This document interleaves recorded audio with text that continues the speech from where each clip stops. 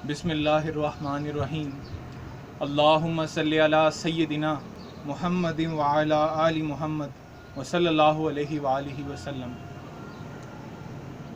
ناظرین، بات ہے گزشتہ سال کی۔ اس دن مجھے چھٹی تھی اور مزدوروں کا عالمی دن منایا جا رہا تھا۔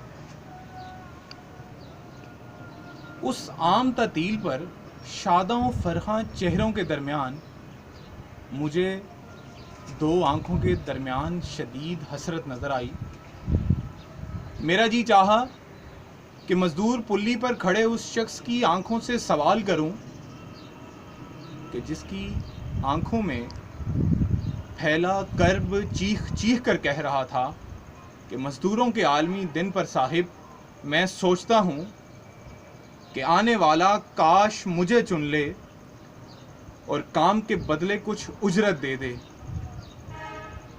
کہ تکتے تکتے شام اور بھٹکتے بھٹکتے رات ہو گئی، کہ آج خالی ہاتھ دوبارہ کیسے دکھلاؤں کہ بوڑھی ماں، بیوی اور 4 بچے 2 کلو آٹے کے انتظار میں ہیں۔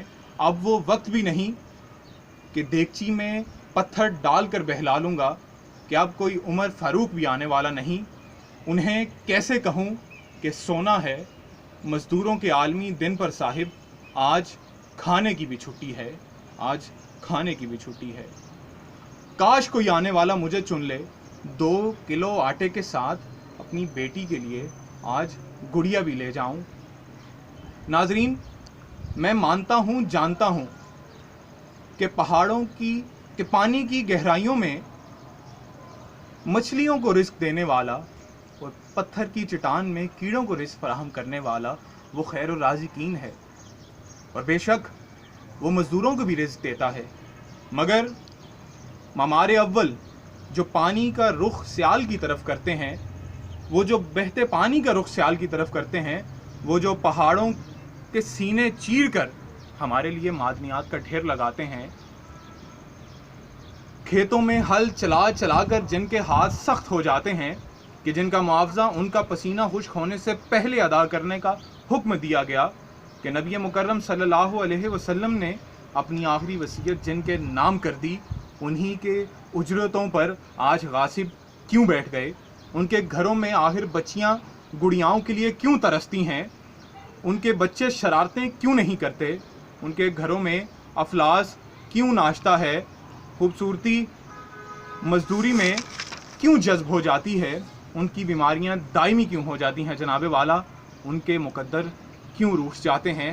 میں کہتا ہوں کہ جس کھیت کے دہقاں کو میسر نہ ہو روزی، اس کھیت کے ہر خوشہ گندم کو جلا دو، ہر خوشہ گندم کو جلا دو۔ جناب والا، میں جب جب نمک کا ذائقہ چکھتا ہوں تو مجھے نمک کی کان میں کام کرنے والا وہ مزدور بے طرح یاد آتا ہے کہ جو محنت مزدوری کی خاطر اپنا وقت ہمارے نام کرتا ہے، اور اجرت، ناظرین آپ بھی جانتے ہیں اور میں بھی، کہ اتنی سی اجرتوں میں گھر بھلا کب چلا کرتے ہیں۔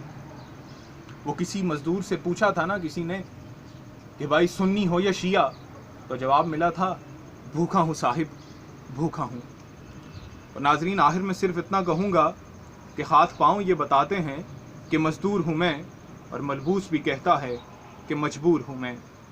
فخر کرتا ہوں کہ فقط کھاتا ہوں رزق حلال، اپنے اسی وصف کلندر پہ تو مغرور ہوں میں۔